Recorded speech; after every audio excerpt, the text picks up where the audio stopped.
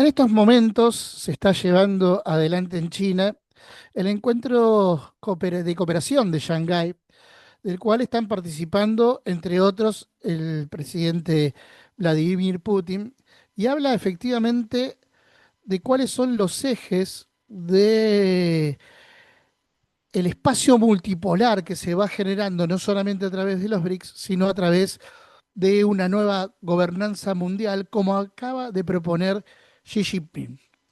Estamos ante permanentes puntos de inflexión en términos geopolíticos, pero da la impresión que este encuentro empieza a ser determinante también para el lineamiento de políticas de un futuro no tan lejano en términos geopolíticos. Como es habitual en este espacio de geopolítica, le damos la bienvenida a nuestro compañero Cristian Lamesa. ¿Cómo estás, Cristian? Muy bien, Gustavo, gracias a Dios en un nuevo encuentro para hablar de estos temas tan interesantes. Bueno, ¿qué evaluación haces en principio de lo que está pasando en China en función de lo que precisamente decía Xi Jinping en torno a la presentación de un programa para la nueva gobernanza mundial? Yo creo que en estos encuentros, en estos organismos que son liderados indudablemente por Rusia y por China, se está diseñando lo que va a ser, bueno, yo no me canso de citar al líder chino cuando en la anteúltima visita que hizo a Moscú al despedirse de Putin, le dijo que estaban juntos diseñando el mundo para los próximos 200 años. Y yo creo que literalmente esto es lo que está ocurriendo vuelvo a repetir, sin duda el liderazgo y la conducción de Vladimir Putin y de Xi Jinping. Vladimir Putin yo creo que es la más acabada muestra de un primus inter pares, o sea, un líder que es respetado a nivel mundial por la mayoría global, es respetado. Yo veía en un momento es muy significativo, iba pasando después de sacarse la foto de familia, ¿no? Con los líderes mundiales, iba trasladándose, caminando a Vladimir Putin junto a Xi Jinping. Y habían otras personas presentes, autoridades, mandatarios, gente muy importante, y la forma en que miraban a Putin, cómo se acercaban a estrechar su mano, denotaba realmente un respeto y una admiración enorme. Y no es para menos, porque realmente, de hecho, Rusia en esta guerra contra la OTAN en Ucrania está literalmente luchando en el campo de batalla por este nuevo mundo al que se le opone este occidente colectivo, globalista, guerrerista, que pretende, ¿no? A través de esos 1.000 millones de oro, ¿no? Que se habla, imponer su voluntad y una actitud totalmente despótica para el resto de los países. Cuando recordemos el impresentable ex ministro para los asuntos europeos, comisario para los asuntos exteriores de la Unión Europea, Josep Borrell, cuando decía de esa forma tan despectiva que ellos eran un bonito jardín francés frente a una jungla salvaje que era el resto del mundo. Bueno, esa jungla salvaje en realidad es mucho más civilizada que los barbáricos europeos, y se están organizando en este mundo que justamente, y con esto cierro, Gustavo, la OCS, la de Cooperación de Shanghái, tiene una premisa en sus líneas fundadoras, por decirlo de alguna manera, que es el respeto igualitario a cada uno de los países miembros. O sea, cada uno vale uno, sin importar su tamaño, su importancia, su demografía, que el respeto sea de todos como pares. Y creo que esa es la imagen justamente de este nuevo mundo multipolar, ese es el principio, la doctrina, y creo que en ese sentido estamos asistiendo a hechos históricos. Creo que histórica va a ser esta cumbre, y el mundo indudablemente ya cambió. El único problema lo tienen los que no quieren verlo, no quieren admitirlo y se quieren seguir resistiendo a ello.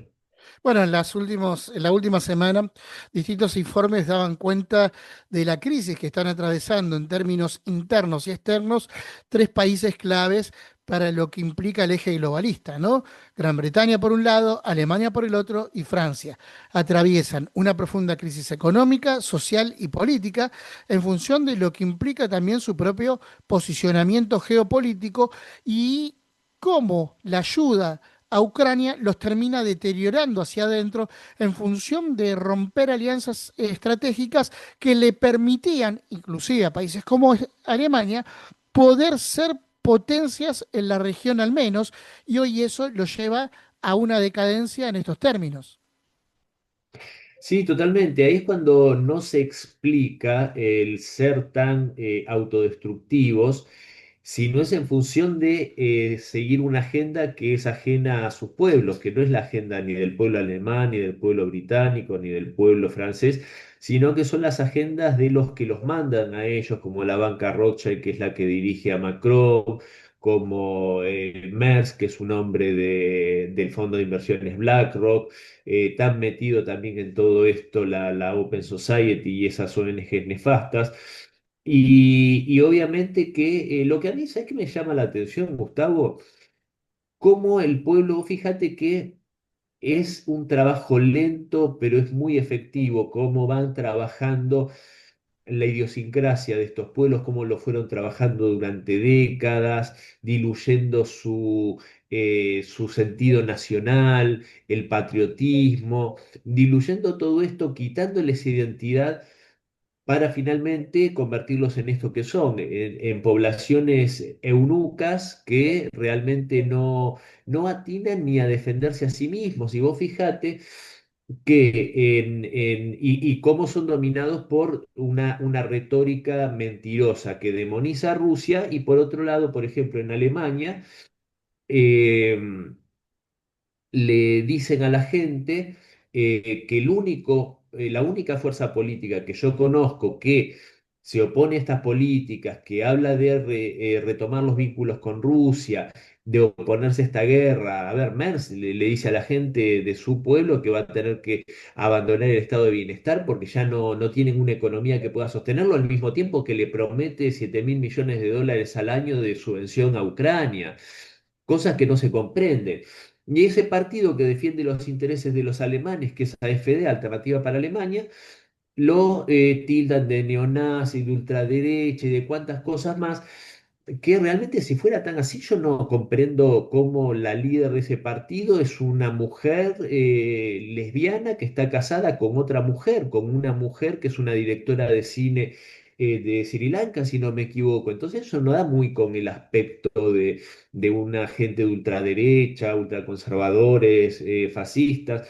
Me parece que están hablando de defender los intereses de Alemania, pero hacen esa demonización y la gente parecería ser que lo cree, porque si bien creció mucho AfD, la verdad es que si fueron transparentes las elecciones, ganó finalmente o llegaron en coalición este social democristiano, perdón, que es Merz, que mientras hablan que AfD es nazi, es fascista y es ultraderecha, el ministro de Defensa de Merz fue el que dijo que los alemanes, el ejército alemán estaba listo para volver a ir a matar rusos. Me parece que ese es un discurso más nazi o los lindos recuerdos que tiene Merz de su abuelo, que era un alto funcionario nacionalsocialista. Entonces Europa vive en una situación en la cual están entre el engaño y la ficción y creo que eso debería ser lo que hace que sus pueblos no se rebelen, porque repito, tendrían que estar rebelándose porque carecen de popularidad. Eso se ve en las elecciones realmente, pero bueno, no, hasta perdieron esa rebeldía que podría permitirles tomar acciones en defensa propia, pero ni eso le quedó a Europa ya. En este sentido, se empieza a sentir también el trazado de la agenda que realizaron hace pocos días tanto Donald Trump como Vladimir Putin, ¿no? Dando cuenta de lo que implica también esta nueva gobernanza mundial y el rol que cada uno va a cumplir en ella. Y hay un factor también determinante que tiene que ver con los datos de la economía que van generando los BRICS, porque el proceso de reindustrialización de los BRICS o de industrialización tiene impacto también en economías que son consideradas periféricas. Uno podría decir, por ejemplo, Perú. Me parece que es interesante volver a hacer pie en este sentido en frente de lo que implica la alianza entre China y Perú. Obviamente, los chinos son pícaros en ese sentido porque van expandiéndose y ganando terreno. En función de lo que implican la ausencia de políticas proteccionistas para países de América Latina. No pasa lo mismo en el caso de Brasil, que tiene una política mucho más proteccionista de su propia industria, con un sentido mucho más nacional también de sus propias élites gobernantes. Digo, ahora bien, hay también ahí un cambio de mapa que no se termina de entender de todo por estos sectores que siguen pensando en un viejo régimen, en un mundo que obviamente ya ha cambiado. Sí, el mundo ya cambió absolutamente, eso no, o sea, son realmente trasnochados delirantes los que creen que pueden revertir este proceso y a tal punto están desesperados que no dudaron en poner al mundo al borde de una guerra mundial que sería nuclear e incluso todavía no podemos dormir del todo tranquilos pensando que hemos salido de ese escenario. No se ha salido del todo todavía porque los europeos todavía tienen capacidad de daño en ese aspecto. Como ya lo hablamos tantas veces, espero que Donald Trump logre imponerse ante ellos.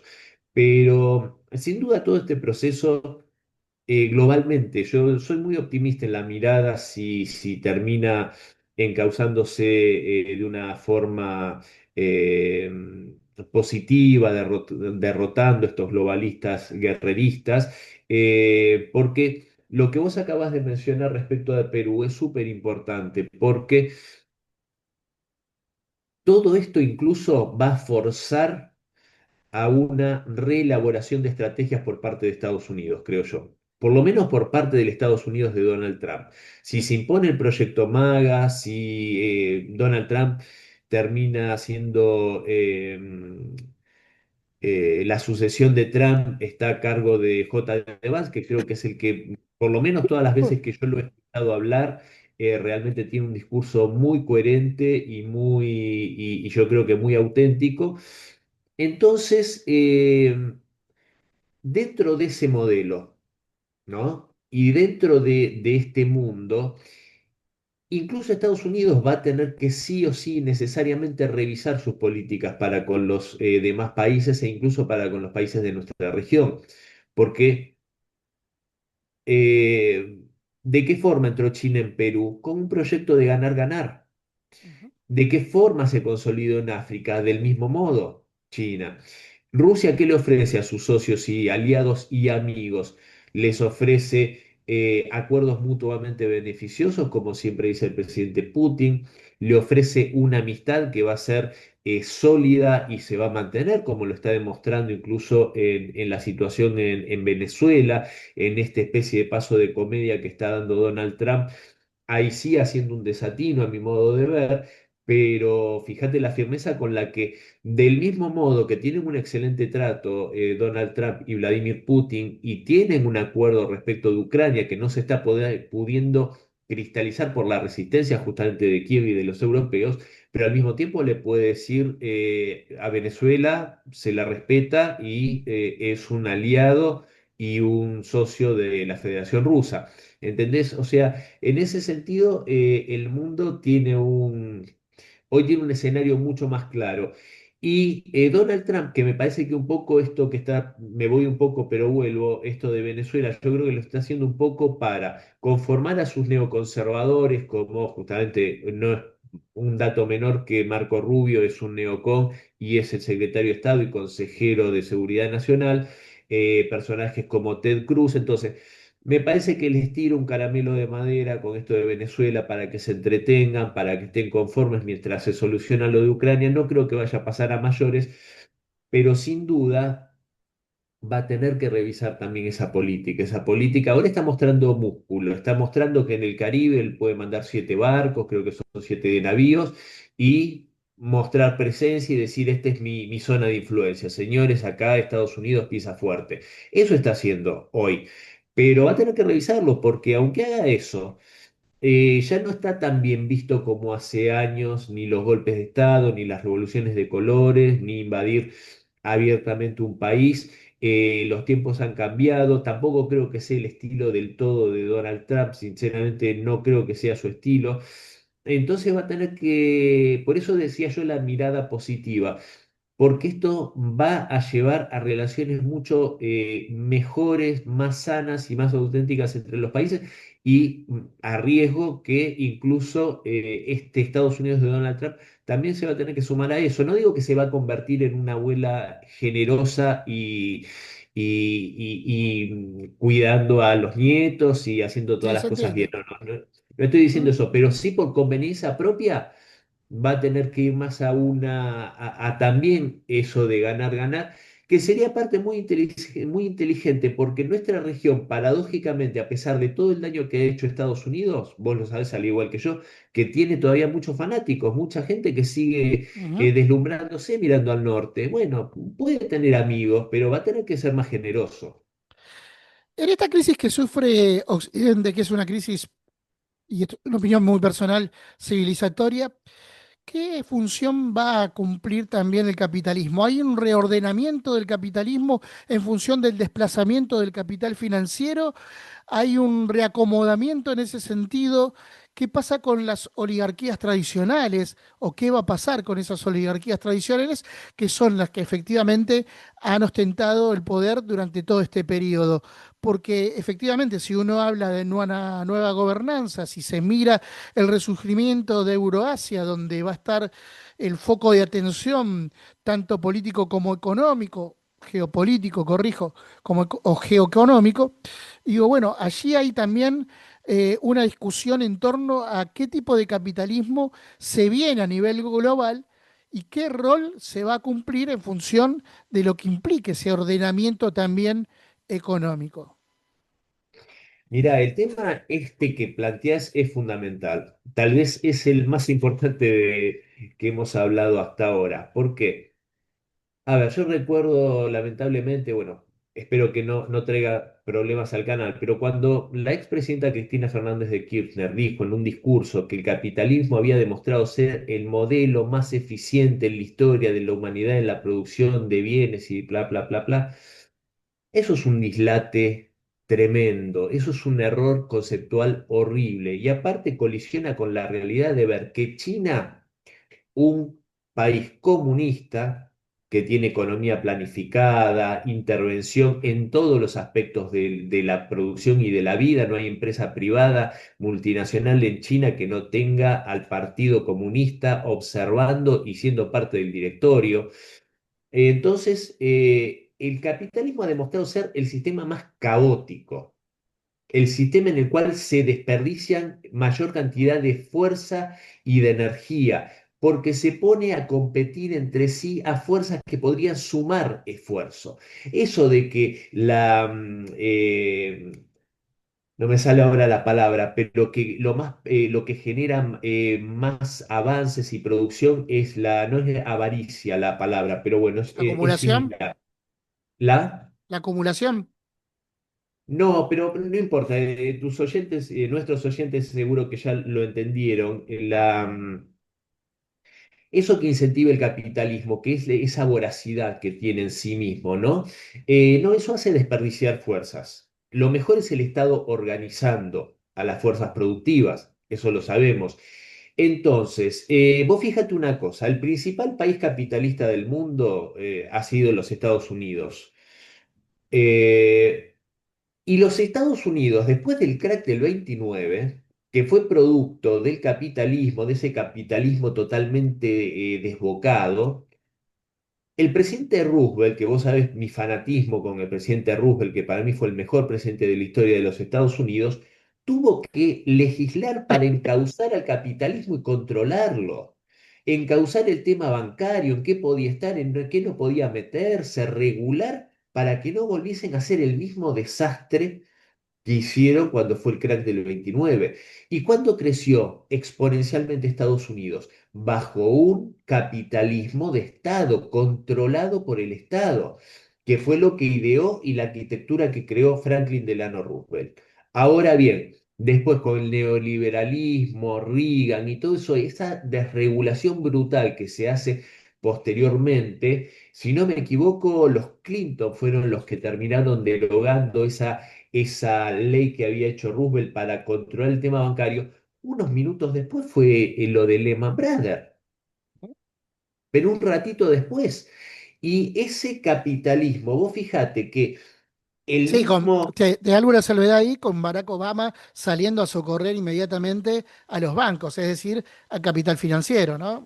exactamente, para que después volviesen a generar otras situaciones caóticas. Y vos fíjate que este globalismo financiero, que es fruto o autor de todo eso, o sea, son las dos cosas, fruto y autor, es paradójico, eh, crean este mundo unipolar, ¿no? Que reinó de forma despótica durante estos 35 años, desde la caída de la Unión Soviética, y se destruye a sí mismo.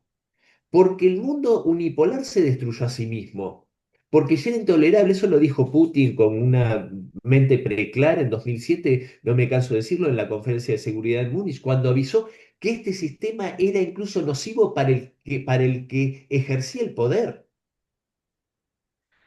Entonces lo termina destruyendo este capitalismo totalmente desbocado y enloquecido. Y vos fíjate una cosa que me parece interesante. ¿Qué capitalismo se viene? Primero, va a ser totalmente heterodoxo, con el respeto por cada sistema, una economía y un sistema comunista al estilo chino, con la filosofía china, con muchos ingredientes del confucianismo, y que funciona bien y eficientemente, y es el que sí demostró ser el sistema de producción más eficiente del mundo. Bueno, también tuvimos a la Unión Soviética, que lo de tasas chinas es un poroto comparado con el crecimiento de la Unión Soviética a través de los planes quinquenales. Duplicaba o triplicaba las tasas chinas en su mejor momento. Eh, y tenemos un capitalismo de Estado como es el que hay en Rusia, que es absolutamente eficiente y con un carácter social, y que cuando tiene que poner todo al servicio, como en este caso de la supervivencia y de prevalecer frente a la agresión externa, lo hace y tiene la mejor industria militar, el mejor complejo militar industrial supeditado a los intereses de la patria y a la gente que sigue viviendo en una situación muchísimo mejor que muchos países europeos. Yo he sido testigo, sabes que estoy varias veces al año por allá por Rusia y viviendo, no Ujú. es que voy 2 días y me vuelvo. Y para terminar, Donald Trump también va a instaurar un capitalismo de Estado. No tengo la más mínima duda, ya lo está haciendo. Lo está haciendo a través de los aranceles, interviniendo en la economía de la forma que él cree más conveniente para favorecer la reindustrialización de los Estados Unidos, que vuelva a mejorar y a tener nivel de vida a la clase trabajadora estadounidense. Desde la época de Roosevelt yo no escuchaba un mandatario hablar tanto en sus discursos, al igual que lo hace Vance, sobre la clase trabajadora. Y un dato que en Occidente yo creo que se le ha dado poca relevancia para la importancia que tiene. Hace apenas días Donald Trump, que fue muy criticado dentro de los Estados Unidos, compró para el Estado la participación del 10% de Intel, una de las mayores tecnológicas de los Estados Unidos, para que el Estado norteamericano, el gobierno estadounidense, tenga participación y pueda tener toma de decisiones dentro del directorio de Intel. Fíjate hasta qué punto está desandando ese camino nefasto de liberalización a ultranza de todo. Fíjate cuánto tendría que aprender el subnormal que tenemos de presidente en nuestro país. Bueno, en ese sentido, cabe señalar que en la última semana, mejor dicho, China lanzó un ambicioso plan de desarrollo tecnológico para un proyecto de 10 años con una planificación integral, donde se propone desarrollar la tecnología industrial Y para ello vuelve a repetir algo que ya había hecho con anterioridad. China tiene un esquema de producción tecnológica que se basa en el sustento del mercado interno a través de las pymes, algo que en comparación con Argentina se está destruyendo, se destruye permanentemente. Esto implica un ordenamiento de una economía social planteada, para uno que abreva en el peronismo puede encontrar similitudes en ese sentido, más allá de las idiosincrasias de cada uno de los países. Esto también hay que tenerlo en cuenta para situarnos a la hora de discutir por dónde se va, ¿no?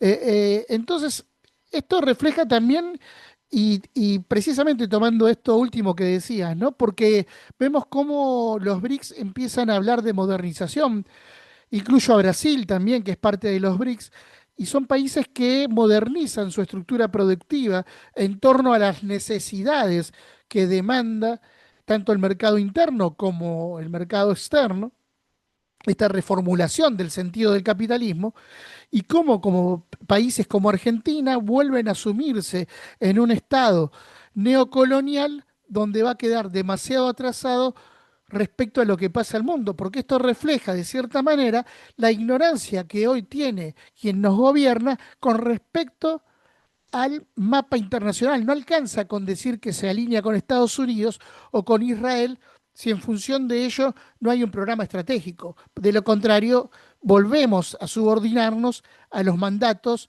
de un Occidente totalmente en decadencia y al sistema neocolonial que propone el capital financiero.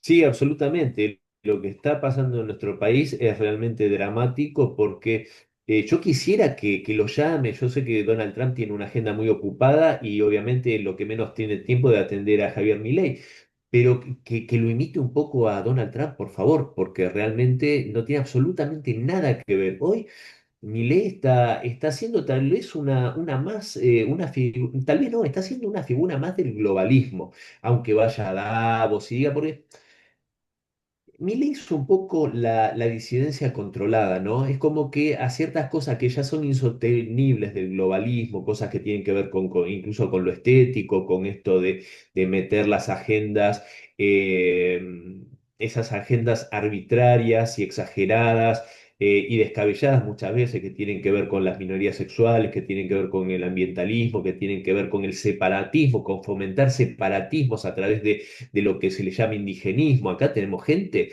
supuestamente del sector nacional y popular que defiende a grupos que quieren secesionar parte de nuestro país. Estamos todos locos, como los mapuches, que tienen la oficina de los mapuches, está en Bristol, en el Reino Unido. Eso no nos dice nada, no nos está explicando algo de qué intereses hay detrás. Y acá se creen muy revolucionarios apoyando a los mapuches que quieren secesionar el país. Entonces, yo lo que digo, bueno, fíjate que parecido con Javier Milei diciendo que las Malvinas, nada, si conseguimos algo de plata que nos den por las Malvinas, que qué mejor que venderlas, Sí, lo que ¿no? O dijo sea, Bullrich. claro, intereses totalmente cipayos, intereses totalmente vendidos, que en realidad tiene, repito, la misma, en lo importante es la misma agenda, porque Milei es un atlantista. ¿Te acuerdas que habló de sumar a la Argentina a la OTAN como observador? Algo así había hablado, ¿te acordás? En Sí, el sí. mismo carácter que está Colombia. Una cosa que es, realmente yo, a ver, Milei sin duda estaría y seguro estaba más cómodo con Biden que con Trump. Pero bueno, nosotros vamos a contramano de la historia, indudablemente. Ese es nuestro horrible karma. Qué obsoleto que quedó el concepto de Fukuyama, ¿no? El fin de la historia, cuando uno ve lo que pasó desde esa década de los noventas, de los 90 a la actualidad, ¿no? Porque efectivamente si hay algo que no llegó a su fin es la historia. Se fue completamente renovando y además porque ese concepto de romper la historia implicaba también que los pueblos se desprendan de su soberanía. Y algo que ha modificado este universo multipolar incipiente es la recuperación del sentido de soberanía. Sí, totalmente. Y a tal punto que vos fijate que una de las cosas que más se enfatiza en los BRICS, en la OCS y en tantos grupos con estas características, ¿no? Soberanistas, multipolares, etcétera, es la no injerencia en los asuntos internos de los países, que eso es fundamental, y la otra, el respeto a la individualidad cultural de cada país y a sus características. Que nadie se sienta con la superioridad moral de creer que le puede ir a decir a otro cómo tiene que vivir. Eso no se puede tolerar y no lo va a tolerar más el mundo. Y eso es lo que hicieron, por ejemplo, en Europa, que los licuaron de sus tradiciones, de su cultura, de sus valores, de todo eso los licuaron, los hicieron otra cosa que son nada, son una masa amorfa que en muchos casos yo tengo colegas y amigos y gente muy querida de España y de otros países de Europa, y ellos mismos te lo dicen, nos han quitado la esencia, la mayoría de la gente la tienen totalmente zombificada, y, y eso es lo que este mundo que son, aparte son países con culturas milenarias, son países que son civilizaciones milenarias. Rusia, China, India, no toleran que les quieran ir a cambiar su forma de ser, de sentir, de pensar, todos nos tenemos que respetar. Y el error de cálculo de esta gente, que vos hablabas de Fukuyama, es cuando vos haces el análisis desde tus expectativas y deseos. Yo tengo la suerte de hacer análisis y prever escenarios en los cuales me parece a mí, pero objetivamente, que las cosas van a ir por un carril que aparte me agrada y lo deseo. Pero vos no tenés que decir lo que va a pasar solo basado en lo que vos deseas que pase, porque generalmente no sucede. Yo me acuerdo cuando me entrevistaban al comienzo de la guerra y me querían convencer que la guerra le iba a ganar Rusia. Y yo les decía, es imposible que se le gane una guerra a una potencia nuclear. Es imposible. O sea, ustedes entienden que es imposible, y más una guerra existencial. Del mismo modo que sería imposible ganarle una guerra a China o ganarle una guerra a Estados Unidos. El que piense que se le puede ganar una guerra a Estados Unidos es un estúpido. Que puedan hacerlo implosionar, que puedan hacer como se hizo con Rusia, con la Unión Soviética, que le hicieron implosionar por la corrupción y las traiciones internas que hicieron unas camarillas corruptas y vendidas. Pero, claro, ¿cómo no le van a pifiar en el cálculo si lo que pensaban era que iba a suceder lo que ellos deseaban que sucediera y todo el mundo como mansos corderitos lo iban a aceptar cruzados de brazos? Bueno, llevó 10 años, llevó 20 años, llevó 30 años, bueno, finalmente no sucedió lo que soñaba Fukuyama que suceda. Cristian, nos vamos a reencontrar en la próxima emisión de Geopolítica aquí en AGN Prensa para seguir profundizando ya con lo que deje el encuentro que se está llevando adelante en China, porque habrá resultados y obviamente tendremos mucho material para ir analizando. Te mando un abrazo y será hasta la próxima. Gracias. Gran abrazo, querido amigo. Hasta la próxima.